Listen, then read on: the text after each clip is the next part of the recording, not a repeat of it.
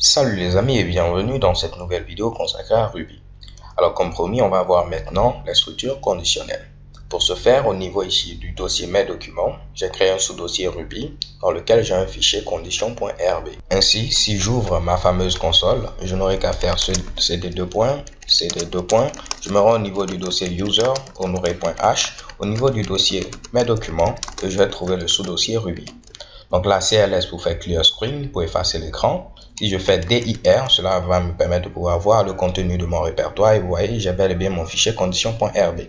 Pour faire donc un petit test, au niveau du fichier condition.rb, je vais afficher coucou. Donc je mets put coucou. Parfait. Donc si j'enregistre, je me rends au niveau de la console. Je peux faire CLS pour effacer l'écran. Pour l'interpréter, je n'aurai qu'à mettre Ruby suivi du nom de mon fichier, comme on avait vu ici, condition.rb. Comme je vous l'avais dit, vous pouvez aussi également glisser déposer votre fameux fichier. Si je valide, chez bon, vous voyez, j'ai bel et bien coucou qui s'affiche. Donc ce que je vais faire, c'est demander à l'utilisateur son âge. Donc je mets ici put comme ceci et je vais mettre quel est ton âge. Quel est ton âge? Désolé ici pour l'accent, ok? Je vais ensuite récupérer l'âge de l'utilisateur. Donc je mets ici âge reçoit get.jump. Si je veux forcément avoir un entier, je peux mettre ici to I comme on l'avait vu. Ok, donc libre à vous de le convertir en entier si vous voulez forcément avoir un entier. Donc ensuite je descends à ce niveau, je vais dire si, donc if qui veut dire si l'âge de l'utilisateur est égal ici à 99, ok, alors là rien de bien compliqué, on va afficher nous avons le même âge. Je mets ici tout simplement put nous avons le même âge, donc je mets nous avons le même âge. Encore une fois, désolé pour les accents.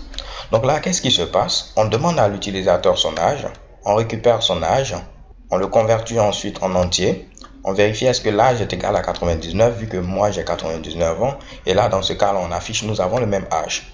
Donc vous voyez c'est très simple, vous mettez if, ensuite vous mettez ici l'ensemble des instructions que vous avez. Donc là je peux rajouter pourquoi pas ici youpi.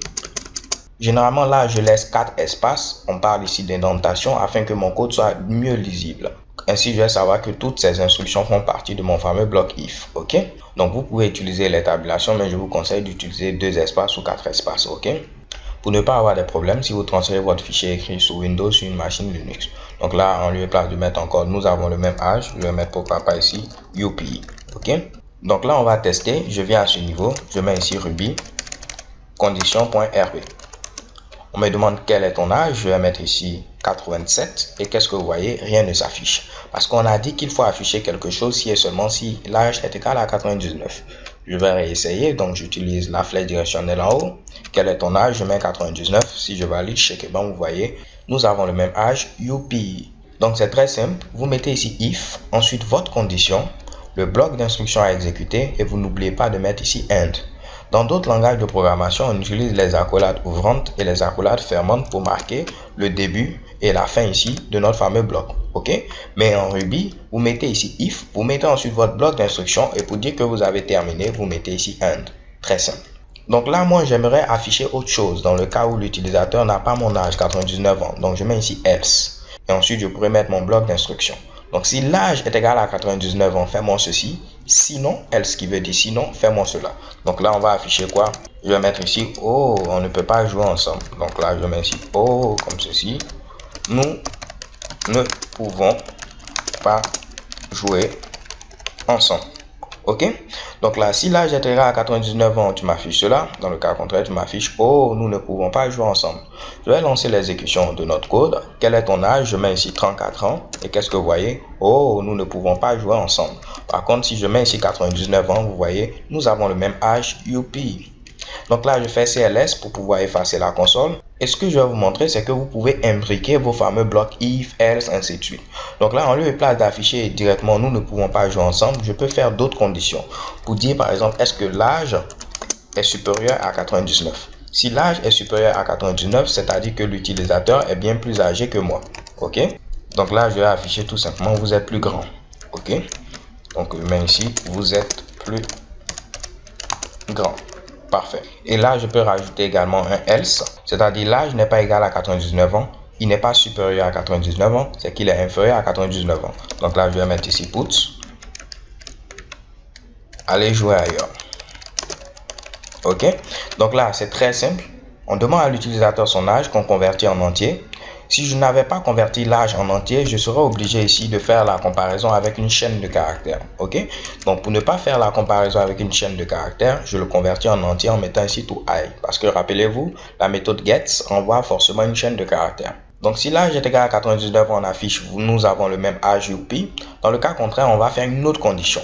Est-ce que l'âge est supérieur à 99 ans? Si oui, on affiche vous êtes plus grand. Dans le cas contraire, on affiche allez jouer ailleurs. Donc comme vous pouvez le voir, on aura la possibilité de pouvoir imbriquer nos différentes conditions.